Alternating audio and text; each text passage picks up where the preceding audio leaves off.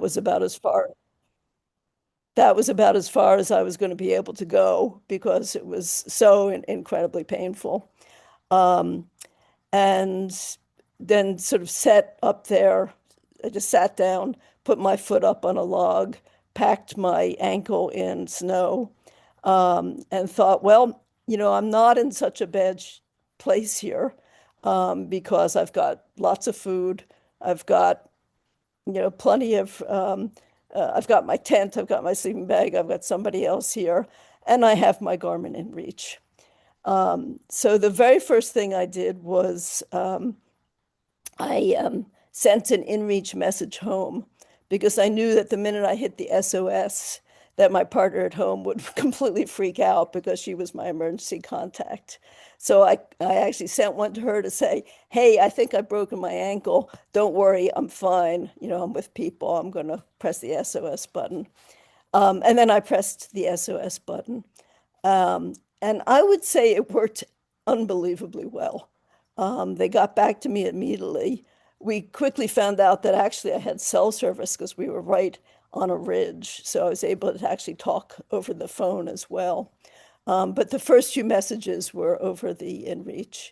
And they asked me a lot of basic questions, of just sort of age, what had happened, and I knew exactly what was going on. I'm otherwise healthy, so really there wasn't an emergency from that point of view. But I clearly would not have been able to walk out of there. And amazingly, the helicopter arrived within an hour, which from all the other stories that I've heard from people, doesn't always happen. I've had friends who've had to wait 8, 9 hours for a helicopter, but this came within an hour. So another young man came along. His trail name was Viper because he had been bitten by a rattlesnake a month before and also been airlifted out. So he told me a little bit about what to expect. Um, and then we heard the helicopter. I was just below the ridge line. It's mile 1451.5, if anybody wants to know, right near Mushroom Rock. And you're right up on the top of a ridge there. So he climbed up to the ridge line and was flapping the yellow sleeping pad, which was really visible. And the helicopters, pinpointed us just from the Garmin signal. So that was really easy. And they lowered down a EMT who was wonderful. And the first thing he did was put my foot in a splint, which I I was really surprised at how much that helped. It immediately took the pain away. It was really interesting. Um, and then he and Viper helped me hop up through the snow to the top of the ridge where they lowered the cable. They gave me a helmet, they put me into a harness and hoisted me up. And then dropped the cable again and brought up the EMT and my pack. And I'd say one of the things I was really lucky was that I don't weigh very much, and my pack didn't weigh very much, and so I was able to actually stay with my pack. But I certainly have heard stories about people who have been separated from their things, and I think that would have been incredibly difficult because yeah, I don't know. It would have been days to get it back from where we were. And this way, it made everything just so much easier. So I think, it obviously depends on the helicopter and what they can take. But for me, the fact that I was able to stay with my stuff was really useful. So one thing to think about if you're going to be hauled out of somewhere is how you're going to carry the things you absolutely have to have with you. Um, and I think having a fanny pack or something like that would be really useful if you can't have your backpack. Um, so I I thought that the helicopter hoist rescue was one of the most incredible moments of my life. It was really thrilling.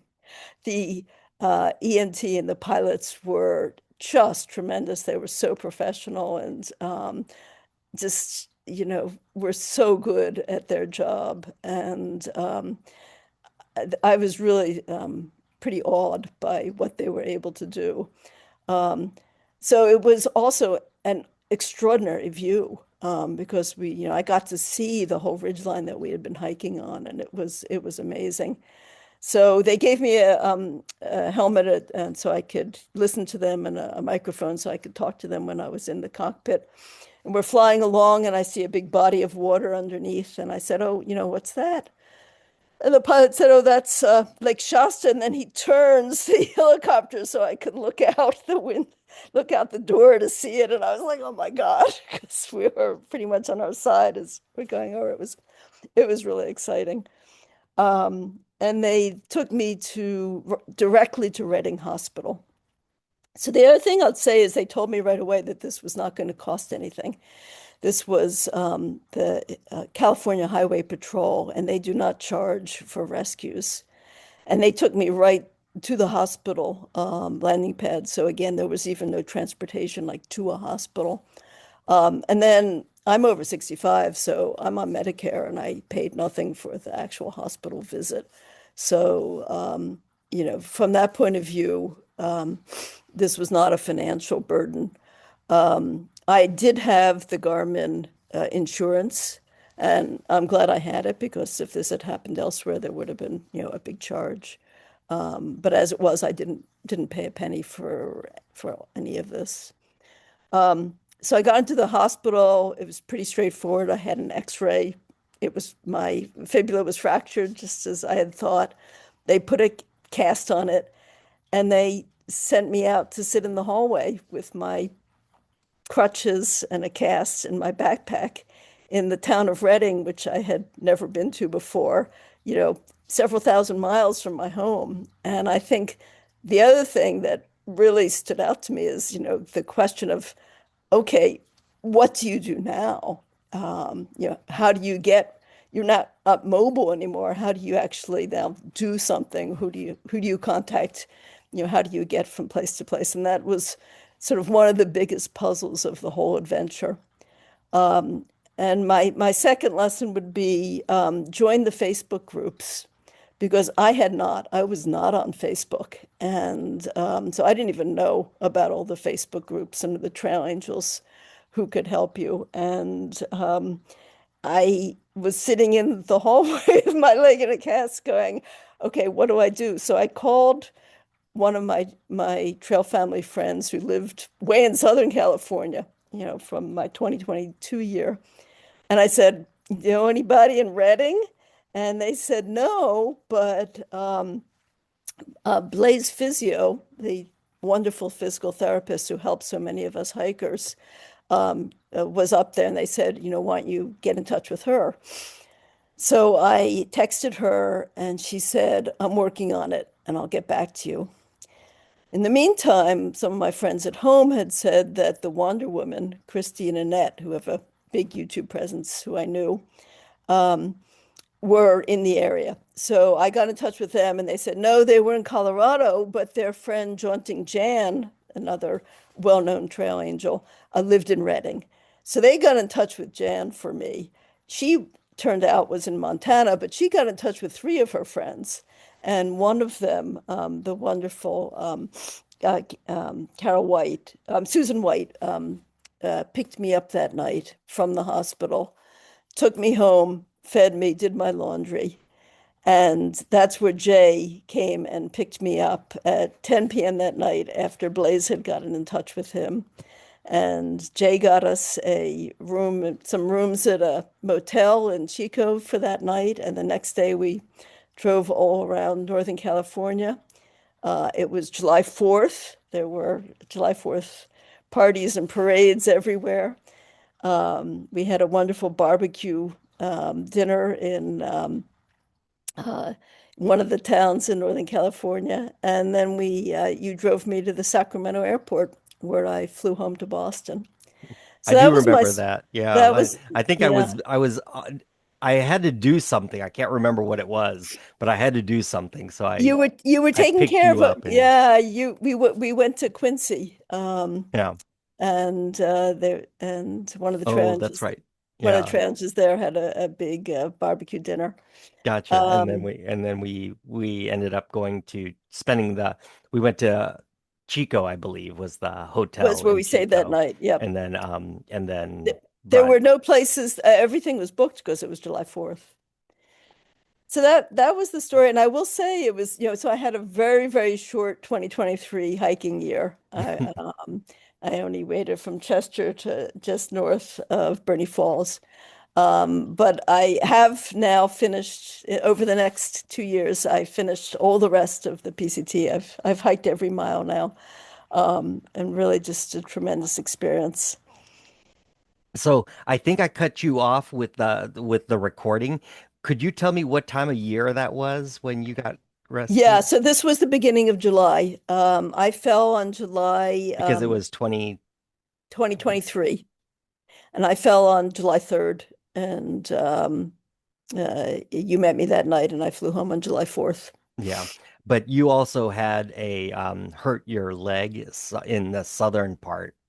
Yeah, so that was in 2022, Gotcha. and that was at the end of June, And so that's what brought you to attempt the trail again in 23, but 2023. 23 was a high snow year. Yep. And so you started in Chester. And that seems about right though.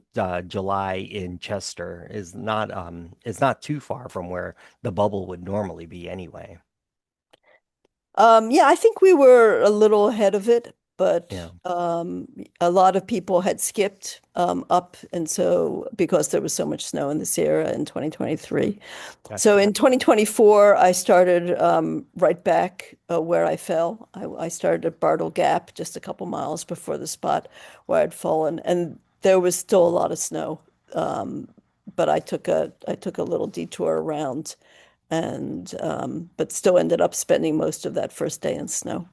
Yeah, sweet. So I also wanted to introduce the Peloton to a couple of things. If you have any questions for these guys, whether it's Cliffhanger or Big Al, uh, let me know. And what I will do is get a rehold of them. So if you're watching this and you have a couple of questions that you want to ask, I will go ahead and comment that or DM me those questions, and I will get back to these guys for answers. They have been incredibly generous, even from the very get-go. This is, I think, my third or fourth time to try to schedule this Zoom meeting. So these guys have been contacting me back and forth for with incredible generosity. Um, a lot of people know Cliffhanger's story, even though a lot of people might not have put Cliffhanger's face to the actual story itself. Um, Cliffhanger, would you start out with also giving us your Instagram account as well? But I think it's time for Cliffhanger's story.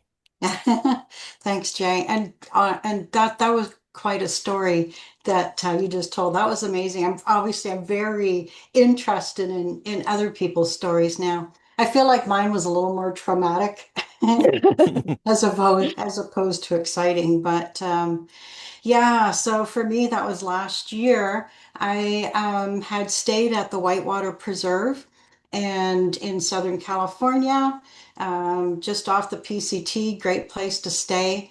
And then in the morning, got back on the trail, crossed the Whitewater River, and then started heading upwards. And I think it was around somewhere around mile 221. There was some sort of a false trail that obviously had no idea I wasn't, I wasn't staying on the PCT. So I inadvertently got on this false trail. And of course, it looked just like the PCT. I had no reason to question it or anything. It was pretty good trail actually in the beginning. But unfortunately, it pretty quickly became this huge washed out nightmare. And it got really thin. There was a steep drop off on the one side of me. And I got to a point where there was just this huge gap. The trail was just gone. And, I mean, I could have tried to jump across it, but that would have been like, good 4 feet or so, and I would have had to land perfectly. So I realized that going forward probably wasn't an option. And at this point, I'm wondering what the heck is going on. Am I even on the right trail? Am I on like an animal track or something? I really didn't know what was going on, but I could see a footprint over on the other side. So I kept thinking, is this actually the trail? Somebody's actually gone through here, though. So why can't I make it? Someone else did. So anyway, but I realized I couldn't take that risk to try and keep moving forward. And then I'm at that glad point, you didn't, because Yeah. I that know. looked pretty precarious. Yeah, it was pretty bad. It was pretty bad. But I think as hikers, we have this can-do attitude, and we're problem solvers, and we try so hard when we're in situations to figure a way out. And that's kind of what I was doing. My mind was trying to figure out, thinking, well, there's got to be a way out of this. But it wasn't going to be forward. So then I started thinking, okay, well, back up, right? Maybe I can turn around. But I was in this spot now where I couldn't even turn around because my pack was so, huge behind me. I couldn't even turn around. I knew I couldn't just sort of back up because I had already crossed a few other little gaps, and I just couldn't see a safe way out of there, I think is the bottom line. And yeah, it was quite the feeling to realize, oh my God, I'm going to be one of those people that have to be rescued because I wasn't hurt, but I was in a bad situation, and I realized it was bad. And it's I had realized I had to set aside my ego at this point and realize I can't get out of this on my own. And so yeah, then I initiated the SOS. I didn't have cell service where I was, so um, yeah, so obviously the Garmin was invaluable for me. And I had a feeling it would take a little while, but that area there in Whitewater, Mission Creek, you're not that far, from Palm Springs and so on. So I really wasn't sure what to expect, but yeah, it took about an hour for the helicopter to arrive, and yeah, those guys did an amazing job. Uh, I think the scariest part of the whole thing was when the guy, the rescuer, wanted me to hang on to him. He wanted me to wrap my legs and my arms around him, but after being in that same position for an Mm. hour, I was just too weak. I couldn't do it. And I was telling him that I'm too weak. I can't hang on to you. So I think he just kind of bear hugged me. And like that was crazy to me because it's like my life is literally in someone else's hands. And I didn't know what he was doing. I didn't know he was just taking me up to a ledge, a nearby ledge, right? So yeah, I know some trolls in the comments said I panicked. I did not panic, but I was terrified. And I think you would scream too, if it's like your life is in somebody's hands. And I couldn't see below me, but it's like I could just feel all that empty space. And I'm just relying on this guy to be hanging on to me and have a good Mhm. hold of me. So, because I think I was about 3,000 feet elevation there. Uh, so anyway, he got me to a ledge, and at that point, I realized everything was going to be okay. And then he gave me the instructions on how to, what to do when we get to the helicopter and things like that. But yeah, for a few tense moments there, I really wasn't sure. I really wasn't sure how this was going to go. But obviously, he knew what he was doing, and everything turned out fine. And they just, since I wasn't hurt, I mean, they still took my blood pressure. I'm sure it was sky high, but they took me back to the Whitewater Preserve. And then the fire department showed up, and then they went through the same drill with the medical piece. And I'm like, yeah, yeah, yeah, I'm okay, I'm okay. Um, but in hindsight, that's something that I realized I was in shock because I did get scraped up a bit during the rescue, and of course, I didn't really feel that until later in the day, and kind of wondered if maybe I should have went and got checked out just so it's on record. But again, in the end, everything was fine. So yeah, that's basically what happened to me out there. So, yeah, I wouldn't call it Well, exciting. It was traumatic. Yeah. yeah.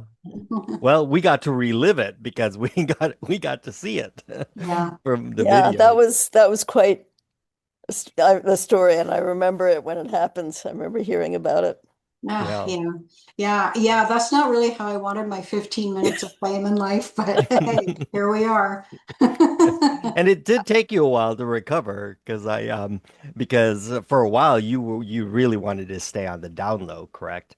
And you Yeah, I was actually I think I was more embarrassed by the whole thing than anything.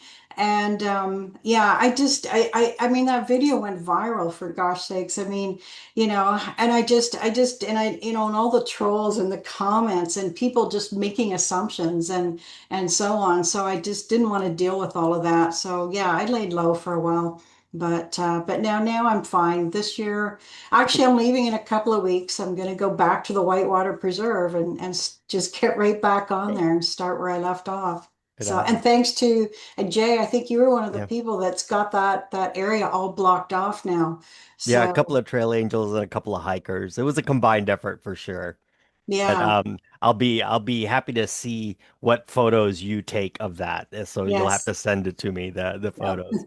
Because I I I am the head of the spear is in Wrightwood right now. The tip of the spear is in Wrightwood right now, and I think the head group is just now reaching Whitewater Preserve. okay, okay, It's definitely worth going back. I When I went back in 24, I have some pictures on my Instagram of the spot where I had the helicopter hoist rescue as I passed through it again. It's nice to go back and see it and sort of wave. Yeah. mhm, So And before we get I will say, Jay, that I also have a video of my helicopter hoist rescue on my wow. Instagram, Okay. which is at Big Owl on the Trail, all one Okay. word, in case people want to see like what it's like with the sling and the helmet and how it what it looks like going up. Yeah, definitely. mhm. And then Cliffhanger, did you give us your Instagram account? Oh, Gone to Green, Gone to Green. Gone to Okay. Green. Yeah. Um, and before we get too far into it, I also wanted to talk to about the video that was taken. If you replay it, the even the helicopter team was having trouble with their communication. So I think that there was all sorts of communication and multitasking issues that were going on as you were getting taken off of the cliff up to that ledge. So there are definitely lots of things that were going on, and they didn't have the most calm, relaxed voices when you were getting pulled off the cliff there. So I definitely think that kind of adds on to it. Um, it's a lot easier to be not composed when everybody else, especially the guy that's hooked up to the helicopter, is not composed. Which brings me to I also have a good friend who is a helicopter crew member who is actually does the whatever the different person than the hook and hand guy that picked you up, but he and his crew rescues people anywhere from Los Angeles all up and down the Eastern Sierra. So I'll be interviewing him next, and he's got a crew chief who actually does national these talks to other people, to the general public, and to other EMS crews, air crews. So in any case, I'm looking forward to seeing their take on our stories as far as rescues goes. I did one of the main reasons why I did that voiceover was because, and this was way before I had contacted you, Cliffhanger, was because I just saw all those troll comments going, that doesn't make sense, and that doesn't make sense, and yeah, that happened, but that could be the rotor wash too, because I think I saw your legs were shaking at one point, but I think the rotor wash definitely makes it look like it's shaking more. Um, but that's just because you were up there for 45 minutes in one spot without being able to turn around or sit or do anything while you were going to, preventing yourself from falling. So also, all of those factors come into play. There was also a moment where a lot of people are like, get up, where you were just like, no, I don't, I just need to lay here and figure this out because I am fine now. When you got dropped off at the ledge and everything was nice and calm, and I think the crew was the rescuer was trying to say, "Hey, come on, let's get up," or whatever. But in any case, it's worth seeing the video again. I think it's worth seeing it with the voiceover just because I think the voiceover explains a couple of things of what you are going through at the time, and not to put blame on yourself because I've been there. I remember every single second of the 4 times I've clipped myself out, and that the point of denial, which was like, oh my God, what did I just do? And then having to deal with it because there's no other way around it. This was way before SOS and Garmin, so I was on my own. So it was definitely here it is. This is the moment where I either make it or I die kind of thing. Um, so it's definitely a surreal feeling that Mhm. I want people to understand that that you're going through and that you went through for like 45 minutes. It wasn't it's not like that was a split second decision that you had there. Um, so what I wanted to ask from Big Al was, what did you like? What are our typical yours and mine and Cliffhanger's expectations prior to that? That afterwards was like, oh, I expected that, and this is actually what happened. What where the difference was in what you expected and reality. Oh, there's so many different levels. I certainly, uh,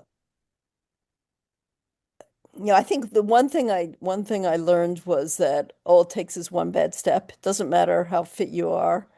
It doesn't matter if you're really sort of in a really dangerous terrain or not. It's just one bad step and you can hurt yourself so that you can't continue.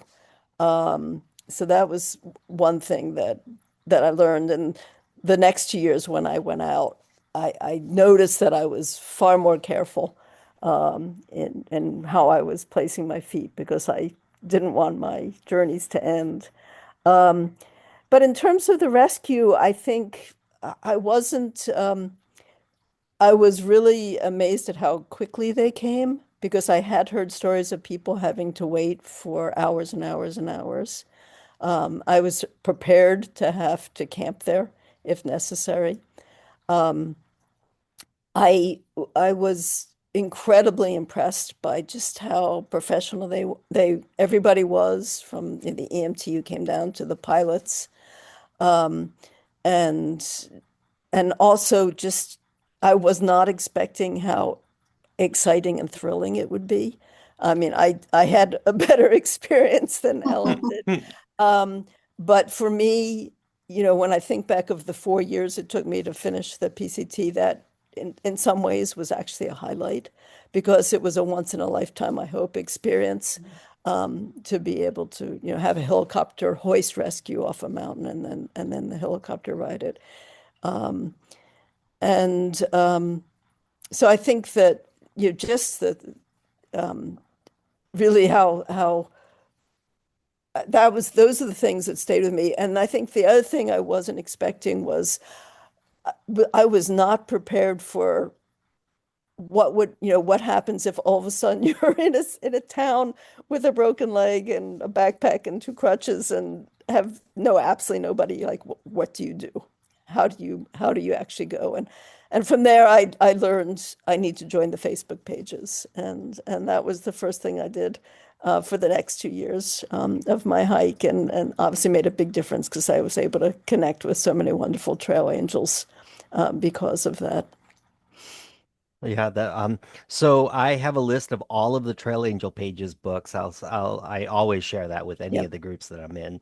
Um and what I recommend hikers do is join the 2 or 3 trail towns that you're coming up on because some of them have are private, and so you have to ask for permission to join, and so that might delay you. So if you get to the trailhead in Chester and you're asking for a ride in, well, you have to ask for membership first. So just make sure Hmm. that you're asking for the Chester membership somewhere in South Lake Tahoe, so it gives you plenty of time to become a member so that you can ask for your ride in, which which is also beneficial in case an emergency happens, and then you have access to the group now.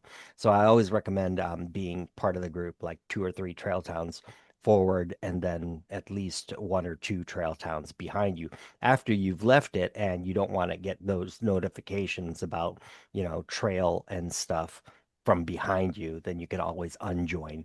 But because you have so much more knowledge, the hiker has so much more knowledge of the trail near that trail town. I always tell people to just please join back on the Facebook groups after your trip and just be involved in the typical normal discussion of it, because you guys have insight. It's like, oh no, this is the restaurant, or Hmm. the the post office will allow you pick up mail on Saturday, but won't allow you to drop off mail. So there's definitely insights that you guys have, especially from the trail, where oh, I got plenty of cell signal at the top of Bucks Lake that that hikers can input into the local trail towns. Um, and cliffhanger, Mhm. um, what was your like what was what did you think a helicopter rescue was going to be like versus what it turned out to be? Yeah, pretty interesting. I mean, prior to that experience, I mean, I had no clue. The only time I'd ever seen anything about a rescue, I think it was Dixie a couple of years ago, had Hmm. some sort of a medical incident, and I'd watched her video because, of course, she recorded it all. One thing that had stuck in my mind from her video was her cautioning people that, it can take a long time for them to get to you.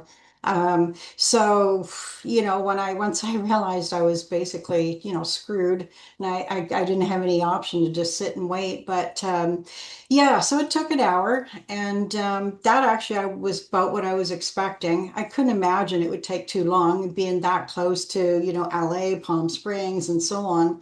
Um, so that part was fine. But honestly, from the moment the helicopter arrived, nothing went as far as I would have thought it would go. I mean, first of all, when that helicopter came in, all that wind, it was really Mm. unnerving me because it was threatening to like blow me right off of the mountain. And at this point, yeah, I'd become kind of weak, so that wind was really it was really bothering me because yeah, I knew I was about at my limit. So I was afraid I was going to start sliding. So that caught me off guard. And then, I mentioned about not being able to hang on and him just kind of bear hugging me. That was, terrifying.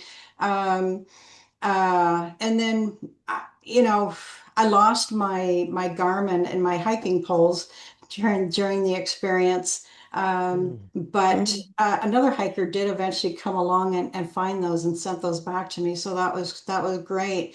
But everything from then on in, I think once I got to the ledge again, I think then it was fine because he was telling me what was going to happen next and so on. So that part was all okay. And then what I wasn't expecting is when we got back to Whitewater, oh my gosh, it was like all the paparazzi there. There was like a line of people all with their phones out. And I'm like, you got to be kidding me, because I'm still, uh, kind of, whatever feeling anxious or whatever from everything that just happened. And yeah, so they just kind of drop you off and then that's it. You're on your own. But yeah, with all the paparazzi there, and there wasn't any cell service at Whitewater. Uh, so then, yeah, I had to figure out my next steps and what to do. But But I you guess were another thing I didn't realize is when you press the SOS, your emergency contact does get called right away. I didn't, I mean, it made sense in hindsight, but I didn't really think of that at the time. So, one piece of advice I would have for people is to choose your emergency contact wisely and make sure it's somebody who is very involved in your hike.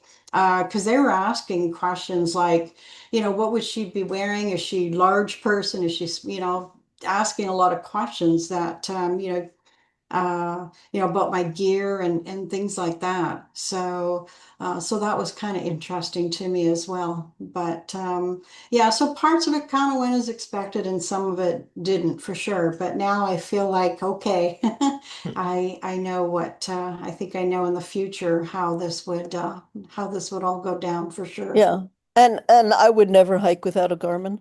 I know some people do, but boy, that for that one time that I really had to use it, I am so glad I had it. Because I wasn't walking out of there. Yeah, yeah. Mhm. And somebody else could have a Garmin too. So True. that's important too. So what I tell people is that Garmin's not just there for you. That's also there for a lot of other people that you hike with. And certainly the ones that respect you well enough to know that you have the Garmin for the team or whatever. So just beware that that Garmin can also mean that you're putting yourself out there to help other people out, which I don't think anyone who's carrying a Garmin's not gonna walk past you and not help out. But there is I know from other people's experience that that helicopter looks a lot bigger up close than it's like it's okay as long as you're getting hoisted up to it. But once you're within a couple of feet of that helicopter, and especially the whirling blades there, it can be pretty intimidating Mhm, mhm. your first time. And like you said, Cliffhanger, it's a lot more wind than Yeah. most people expect. The other thing I discovered was that I had a video, a Christmas Carol took a video of me getting hoisted up from the ground that she sent me later. But the California Highway Patrol also takes video from their helicopter. And I think they have some of you as well on, but that so you get that view plus their voiceover as well. And I Hmm. did get to see that later. So it was fun seeing it from both directions. Oh. And I think Cliffhanger, they dropped you off in a parking lot somewhere, and then you got driven to Whitewater Preserve, correct? Sorry Did that. did they did they drive you somewhere? Did you get into a Oh, police? afterwards, yeah, that's right. So yeah, figuring out what my next moves were going to be. So the sheriff's office, somebody from the sheriff's office was there, so he gave me a ride. I had stayed at Banning one night, a couple nights before I got to Whitewater. So I thought, okay, well, let me just go back there and regroup. But what was interesting about that, though, is he wasn't able to drive me all the way to Banning because he was with Riverside County and he couldn't go outside the county. So I got dropped off at a gas station. And I mean, yeah, the whole aftermath just felt a little weird, after this traumatic experience. So, yeah, I mean, he was very apologetic about it all. But yeah, we decided, okay, well, just drive me as far as you can, and then I'll just get an Uber Yeah. and go to Banning. Back to being Yeah. hiker trash. From Yeah, being exactly. from being celebrity to hiker trash. Yeah, I know. Yeah. I was sitting. They had parked me in the hallway outside the emergency room and said, "Bye, you're discharged." I'm like, well, that's great. I can't move, but Well, where in am both I? your Yeah, cases, you had your backpack, so that's really yeah, impressive because it actually one of the persons that I will eventually be talking to, his backpack did not come with him, and so that my contact with Alpinist was, hey, can you help me locate and find my backpack and find yeah. like this off trail to get his backpack. And so like Big Al said, always have a little fanny pack where you can put all your critical stuff in case you are separated from your pack for any reason, even stream crossings or or in town when you have to leave your backpack at a business and you want to go do laundry or something, go have lunch. Um, but yeah, definitely have your own stuff. I usually am probably every year between 5 and 10 people make me their emergency contact. Mostly it's their internationals, and my go-to is I tell them to send me a photo of them on the way to the trailhead. So the morning of, so I know exactly what they look like. I know what they're wearing. I know what their situation is, and I generally know what their plan is, what miles they're going to be covering for that time period, whether it's for the day when they're going across Apache Peak or Fuller Ridge, Mm. or when to expect them to call back. And sometimes they don't because they get excited and they're done with their thing. So I'll call them, a day later and go, "Hey, did you guys make it to Cabazon or whatever?" And so I definitely agree with having a emergency contact that knows a lot about you. But that actual photo, the day you're leaving, makes a really good uh, description of you. And instead of asking, as a rescuer, I don't know if you guys know this, but I ski patrolled for 18 years at Sierra Tahoe, which is really close to Echo Summit.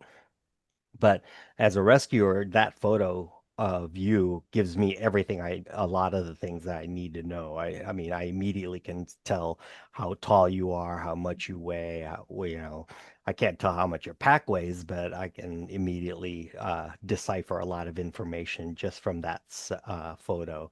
So if that photo gets sent to me from one of your um, one of your family members, then I can immediately know what I'm looking for, and it's not such a vague uh, idea. There are some things I have a whole write-up about Garmin considerations, which are basically rescue considerations. One is to make yourselves more visible, which you guys did. Two is to help to have people around you help you out. So in some cases, it might have been uh, in this one particular case, for instance, Big Al hurt her leg.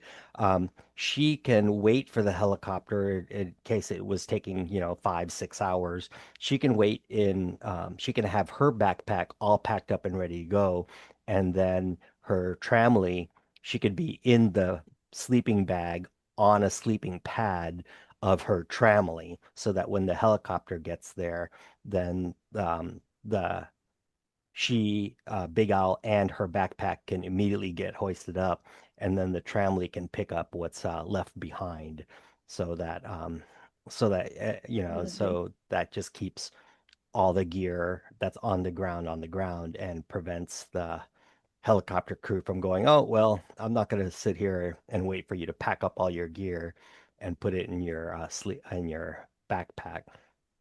Another thing I recommend is having pen and paper and having the wherewithal for hikers to put on their backpack in case they need to leave it behind. Mm. That the search and rescue was here and they took you up. I'm actually going to try to start working with the search and rescue teams on the entire trail to get them to carry a little Ziploc with an index card in there saying search and rescue was here. Um, That's a and great then idea. air tags. I always tell people air tags so that they can keep it. Anyway, I can all write all that down in the comments section. So I wanted to uh uh spend the rest of the time talking to you guys about your things. Yeah, definitely. With that, what I've noticed from all of my outdoor guiding, outdoor leadership situations is that my well, I guess clients or my friends or partners, when I take them out, what I try to focus on is especially if it's your partner or your significant other, you can tell they're jovial and they're happy, and you can tell they're joking, and you can see them when they're normal and when they're comfortable. And then you can see them when they're uncomfortable, but still having type 1 or even type 2 fun, where they're still having relatively enthusiastic fun about the situation. So I try to pay attention to that because I want to be able to pay attention to when it turns into that type 3 no longer fun situation where it's where people start to quiet down. So my thing is just watch for that switch, that change in people, and usually it's when they start to quiet down is when that switch is happening. And that's when they're not having fun anymore. They're not joking about it. This is not a situation where they're comfortable. And as my family member, I think it's incumbent upon us to just pay attention to that because a lot of times you can stop that ahead of time, or you can stop it from getting much worse pretty quickly. If I notice that a client, let's say in backpacking world, if I notice that a person is that I'm friends with um, is not having a good time, I'll start to think, oh, is this dehydration? Is this cold? Is this whatever? I'll speed up. I'll go, half a mile, quarter mile, eighth of a mile up ahead, find a good view or find a flat spot or find some shade that I can rest in, and I'll either put on a jacket or pull out my water bottle and be drinking when they pass me. Um, or be putting on my puffy when they pass me. And sure enough, they are relieved that you stopped and now they are using your example to like take a break and relax. And even if they had a pebble in their shoe, a lot of times people will keep on going and try to ignore it.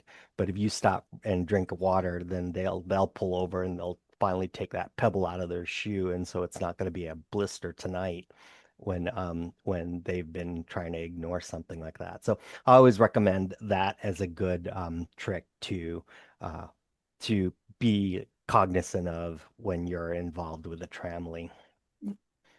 I'm really sorry, Jay, but I do have to Yeah, run. I have absolutely. about an hour drive to this next Yeah, I meeting think we I have covered to a get whole to. lot. But thank you so But much. It makes me want to go back. I'm really jealous oh, I that can't wait for you to Cliffhanger's come going back. back and is hiking again this summer. I'm hoping for another hike. I'm actually running a my first 50K ultra marathon in June. Wow. And yeah, Wow. but I'm Wow, hoping crazy. I'm thinking maybe the Colorado Trail in August, so we'll see. Wow, excited. Good for you. Right But on. All thanks so right. Well, much. yeah, stay in touch for Okay, sure. bye. Thank you Bye-bye. again. Well, cliffhanger. Wow. So your story is just picking up speed again. And it's only because it was 2025, so it was freshly done, and the 2026 hikers are approaching it right now. That kind of makes it even more exciting. So I'm Mhm. totally stoked that you're heading that way again. Um, do you have a date planned yet, or not yet, or time frame? Yeah, I'm going to head down to Palm Springs in a couple of weeks, or actually 3 weeks, April 12th. So I'm going to be on the trail on 13th. I'm going to stay at the Whitewater Preserve again and start And then over. So go it's for going to it. feel weird, Yeah. deja vu, but And I think I tried to look up because I saw your post and I was looking up. I think that is a taxi ride. I don't think there's public transportation from Palm Springs to. yeah, so I'm just still figuring that out as far as getting, because I have to pick up a canister, a gas canister, when I arrive in Palm Springs, and then I can head out there. But it looks like there's a lot of trail angels that are more than happy to give me a ride if I need one. So that's Yeah. awesome. No, Yeah. yeah. Yeah. Yeah. And I think there's an REI there. Yes, exactly. Yeah. And so somebody mentioned there, I guess there's a big five that's even closer. So Okay. Check with Big Five though, because I don't know if they have the regular fuel canisters. yeah, I wasn't A lot of sure. times they have the 1 pound steel canisters. Yeah. So, But cool. Do you have any other inputs or anything else that you would like to tell people other than Don't be a Monday morning quarterbacker. Exactly. Yeah, I have to admit that was kind of hard because that's the first time in my life I've had to deal with that, right? That can be hard. I guess one comment I can make there though is I know that we want to learn from these things too because I know there's a lot of comments related to I think people are just trying to simply figure out what happened.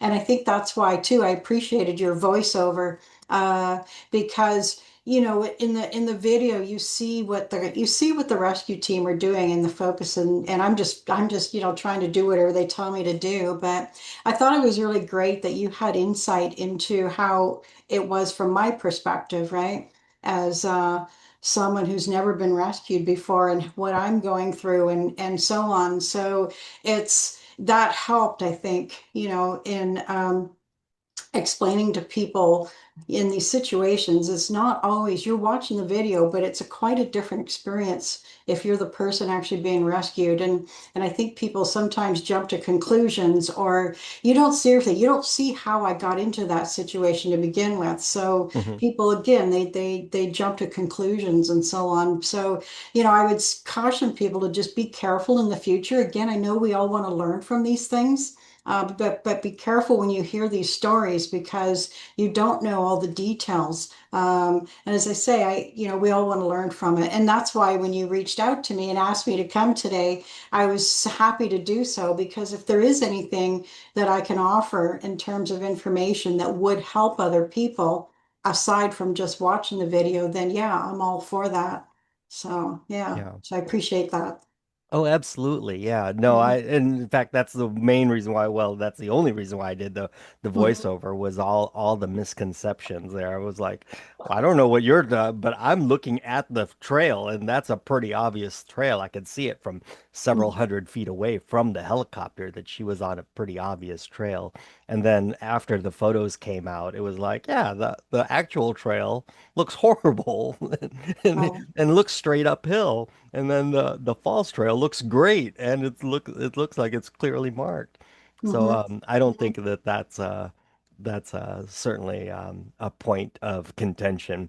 I think there was even because you had scratched your leg or the rescue scratched your leg. I think there was even some talk about you actually falling to that situation, like you were on Okay. top of a cliff and you fell to that point. I was like, I don't think anyone's going to land on their feet if they fell from the top there onto that ledge.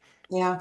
Yeah. But One thing that was interesting too over the last year is several people reached out to me who also got onto that false trail. So it was not just a one-off thing that some, dumb hiker, did. It was clearly not obvious to people. And the stories that the people told me, wow, they had pretty harrowing excuse or experiences on that same false trail. I mean, yeah, so they reached out and said, man, I know yeah, exactly where you were. I know exactly what happened to you because one guy said, if I had gone just a little bit further, I would have been in your exact situation.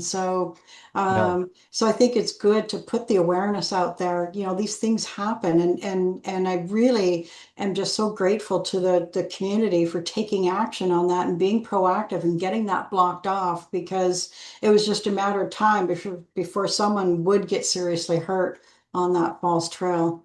yeah. So, No, I'm yeah. really happy that that turned out pretty fast too, because I Mhm. think your video went up pretty fast, and as soon as your video went up, I I had think no it was idea. I had no yeah. idea they were recording me. I was, yeah, yeah, I didn't know. And actually, the next day, they reached out to me because Good Morning America had, one, I know that gave me this feeling like, oh my Oh God, my you're God. kidding me, So, yeah, but I was like, no, no, no, no, no, I don't want to do that. So, they had the rescue team on, and that was great. Those guys do a great job. I mean, I will not knock them in the slightest. Uh, but I think every rescue is not necessarily easy for them either, and No. not everything goes as straightforward as they would like it to either, you know. Yeah, especially Yeah, on a ridge line. That's a yeah, ridge line. So the helicopter's in a different air situation than where you guys were. Um, so Right, so it's definitely a fluid situation right. going through. Well, if you have any questions or any insights that anyone wants to share, they're welcome to comment it or they can DM me and I will make sure to pass those questions and then be able to answer along. But or you could go to Cliffhanger's Instagram page and ask for it and ask her yourself. Cliffhanger, one more time, your Instagram page. Sure. Thanks, Jay. Gone to Green. Yeah, gone to Green. And it's TO, not to. Gone to Yeah. Green. Yeah.